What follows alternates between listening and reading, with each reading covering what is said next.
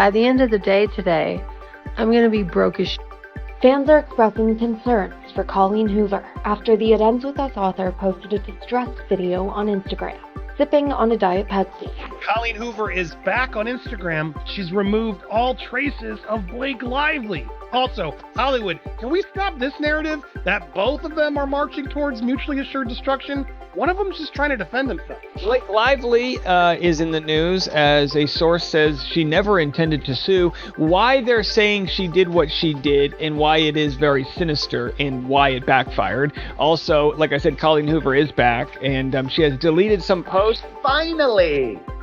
Author Colleen Hoover, whose novel It Ends With Us was turned into the much talked about movie starring Justin Baldoni and novice film editor Blake Lively, is breaking her silence. Blake Lively, Hollywood's golden girl, style icon, and fan-favorite actress, has built a career on charm and wit.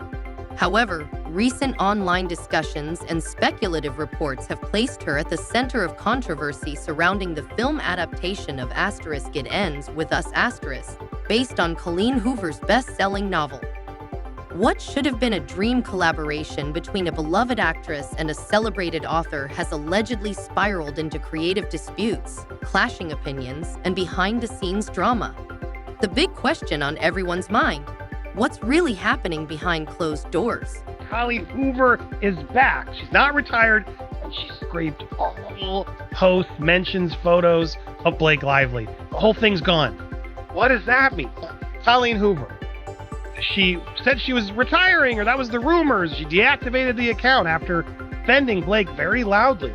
And now all that support, all mentions are gone. Now, to be fair, no mentions of Justin either, but I don't think there were a lot on this either. As we've gone through this Redditor, put together some good numbers, some data for us to actually look at. She now has 5,697 posts. She previously had 5,665 posts. So that means she deleted 32 posts. Also, she had 2,975 account followers before. Now she has 2,964, meaning she unfollowed 11 accounts. Now, 11 people could have blocked her, I suppose. Not incredibly easy to tell, but a lot of people are noticing that Blake is not following her anymore, and so a lot of theories as to what's happening. Is Colleen Hoover okay? Have you seen her latest stories? Seems like she's a bit off. I got so many messages of people telling me to go to her story, so let's watch this together. Either rock bottom for me or the best thing. When news broke that It Ends With Us was being adapted into a film, fans were ecstatic. Colleen Hoover's novel had already gained a devoted following for its raw and emotional storytelling, tackling themes of trauma, domestic abuse, and survival. The book deeply resonated with readers, many of whom connected personally with its powerful message. If you don't know, Colleen Hoover was friends with Justin Baldoni for years. He reached out to her, wooed her, expressed his love and admiration for her writing, and really sold her on the story that he wanted to tell as director before the Plantation Princess thwarted him and took over all control of the movie. In the alleged lawsuit against Taylor Swift's Betsy are all these email communications between Baldoni and Colleen. And despite their long history together, Colleen Hoover repeatedly turned her back on Justin Baldoni, as well as publicly praising the wife of Scarlett Johansson's ex-husband. Even before the release of It Ends With Us, the author accused himself from Baldoni. Instead of promoting the film with him, she joined the promo trail repeatedly with her. Only at the very beginning did she have to present to Baldoni. After that, right up until the film's release, it was all about Colleen and Blake. The It Ends With Us legal battle between Blake Lively and Justin Baldoni keeps on escalating. Blake's team is on the hunt for receipts and has filed a subpoena seeking every single one of Justin's phone calls, text messages, data logs, and real-time location information over the past 2.5 years. Her attorneys tell ET they will, quote, expose the people, tactics, and methods that have worked to destroy and bury her reputation. Yeah, it's pretty common. Usually one side will ask for whatever they can, but there will be pushback. And those requests typically get limited or restricted in some way. Blake Lively was cast as Lily Bloom, the story's protagonist, and was also named a producer on the film. At first, this seemed like an ideal fit. Her involvement hinted at a genuine passion for the story. With her track record of blending grace, charisma, and emotional depth, many believed she was the perfect choice for the role. On social media, she tagged her on the I to the G and wrote, "At Blake Lively, you have been nothing, honest, kind, supportive, and patient since the day we met. Thank you for being exactly the human you are. Never change, never will." This woman is a professional. She knows the importance of words like I do, starting her statement to the Woody Allen apologist with, "You have been nothing but honest." More than implied, Justin Baldoni has been dishonest. However, as pre-production moved forward, rumors began to swirl. Speculative reports suggested creative tensions between Colleen Hoover and the production team. Some fans pointed to cryptic social media posts from Hoover that appeared to hint at frustrations, though no official statements were made. I just found this clip of something Colleen Hoover said about Justin Baldoni at Book Bonanza. You know, when Justin said he wanted to play Ryle, I was on board for that. I thought that he kind of was what I envisioned when I wrote the book. But if you look at Justin Baldoni's lawsuit and timeline, then you would know that Colleen Hoover was the one who suggested he play Ryle. Justin Baldoni provided several emails sent between him and Colleen Hoover ahead of turning It Ends With Us into a movie. Justin reached out to Colleen Hoover with the idea of auctioning the book into a movie under his production company Wayfarer Studios. And he never mentioned acting in the film until Colleen suggested, which she did right here on April 12th, 2019. She sent in an email, "Have you given any thought to whether you would want an acting role in it? Say maybe Ryle? I can see it." Actor and filmmaker Justin Baldoni, best known for Asterisk Jane the Virgin Asterisk, joined the project as both director and lead actor, taking on the role of Ryle Kincaid, Lily's love interest. With a reputation for thoughtful storytelling, Baldoni was expected to approach the adaptation with sensitivity. However, speculation arose among fans about potential creative differences between him, Blake, and Colleen, particularly in how the film would handle the novel's more intense themes. But that's not what she said at Book Bonanza. Now, this doesn't have anything to do with the allegations made against Justin Baldoni, but it's just interesting to see that she made this comment at Book Bonanza. Because as a reminder, Book Bonanza happened in the midst of Blake Lively allegedly taking over the film, and Justin Baldoni was not allowed to go to Book Bonanza. Instead, Blake Lively, Brandon Spooner, and Colleen Hoover went, and Blake, quote-unquote, snuck the movie in to show fans without Sony's approval because it wasn't done being edited. During the event, Colleen was talking about casting Justin as Ryle and said that he was the one who suggested it, which I almost feel like is just setting up the distance between Justin Baldoni and the rest of the cast from that point, before any allegations were publicly made and before they even appeared separately for PR, when speculations started forming about what happened between the cast. Maybe it was just an innocent comment, but to me, it just seemed a little too confusing. Then came the moment that turned speculation into full-blown controversy. Colleen Hoover allegedly spoke out. While no official statements confirmed the extent of the rumored disputes, speculation intensified after Hoover made vague yet suggestive remarks in interviews and on social media. Some fans interpreted her comments as frustration over how the adaptation was being handled. One statement that particularly caught the internet's attention was, "Asterisk, some people don't want the truth to come out. They'd rather throw money at a problem than face it. Asterisk, Though she never named names, many began to suspect this was a reference to behind-the-scenes tensions on It Ends With Us *. The writer has come under fire for her initial support of Blake Lively at the start of the public It Ends With Us feud with Justin Baldoni. In her Instagram rant, she discusses financial worries. By the end of the day today, I'm going to be broke as Thanks, Stephanie.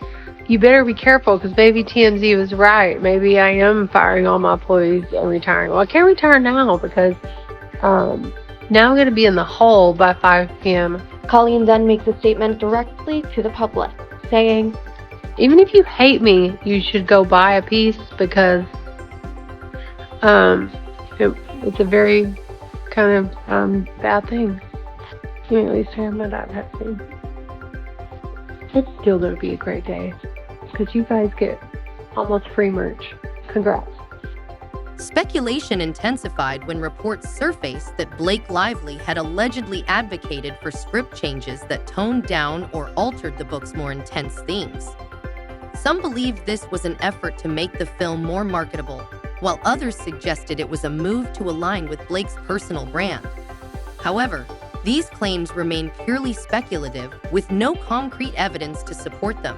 So what's really going on here is the isolation of Blake Lively. As we mentioned before, and as I reported in my newsletter this week, all of her famous friends are radio silent. A lot of people who came out and supported her in the beginning, they were all Team Blake. They have gone quiet. We talked about how Colleen Hoover, the actual author of the book, It Ends With Us, took herself off of Instagram for a while and just came back and removed any reference of Blake.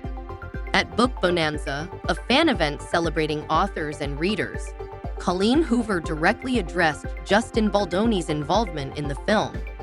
She praised his dedication to the project, stating, Justin cares deeply about getting this right. He's been so involved, and I trust him to bring Lily's story to life the way it deserves. Her words appeared to contradict speculation that she was entirely unhappy with the adaptation, leaving fans to wonder whether the rumored disputes were as intense as they seemed. Colleen took a break from social media in late January, deactivating her Instagram. While she returned to the platform last month, she appeared to scrub all traces of Lively and Baldoni from her profile, along with any mention of It Ends With Us, which hit theaters in August of 2024. As rumors spread, the internet quickly divided. Some fans rallied behind Colleen Hoover, arguing that a faithful adaptation should preserve the raw intensity of the book. Others defended Blake Lively, stressing that creative adaptations are essential for translating a story to film. Interestingly, Justin Baldoni's role in the production also became a focal point.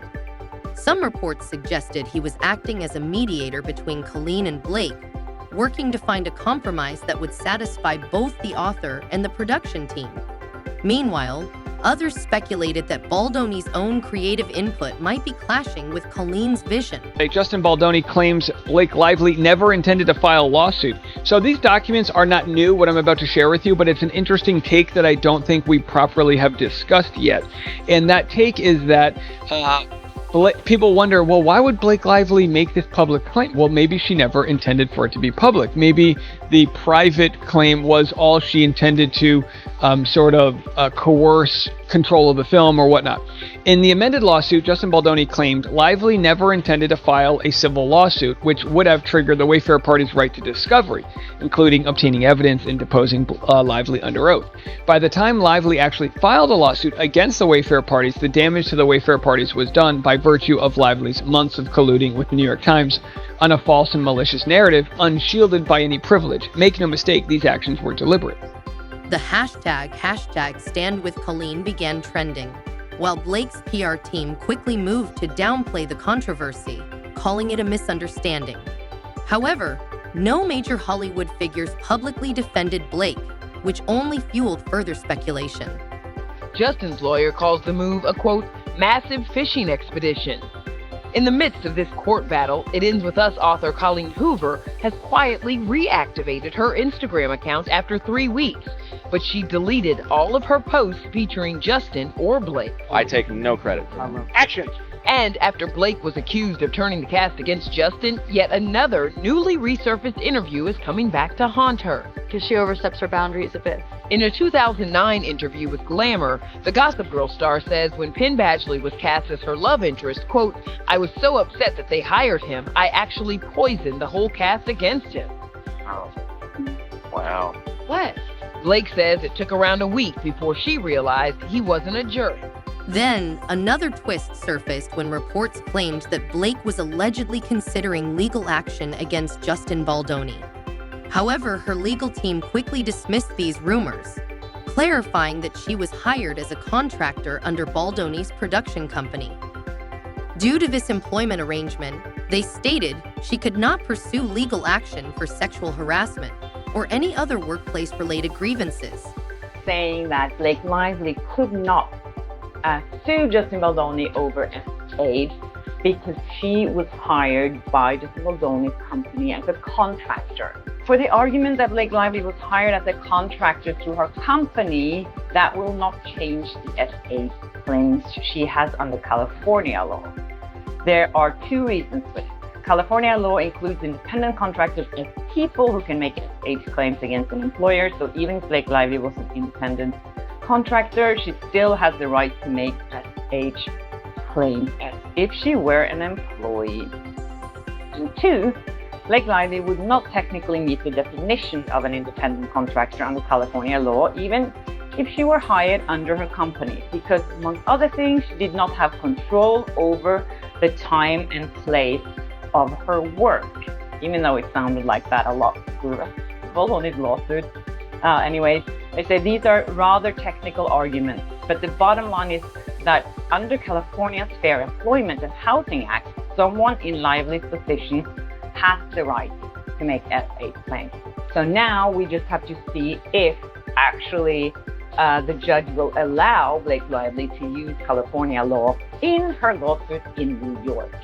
During a press event, Florence Pugh was asked about the situation, and her response was, "I think it's really important to tell stories as they were meant to be told, without watering them down. The rawness of a book is what makes it powerful." Although she didn't mention anyone by name, fans quickly interpreted her comment as a subtle nod to the ongoing debate. Celebrity attorney Christopher Melcher exclusively told Fox News Digital Baldoni had a very good reason to make the claim that Lively's actions were intentional. Here's what he had to say. Because it was just a request for the government to investigate and not a lawsuit against Baldoni, he had no right to subpoena witnesses or force Blake or Ryan to sit for a deposition. The suspicion is that she leaked this request for investigation to the media, DOI, of course, with all of these text messages on there so that she could garner public sympathy, but not be exposed to any scrutiny for her allegations. With no official statements to clarify the situation, the truth behind these speculations remains unclear. However, fans and media outlets continue to raise questions.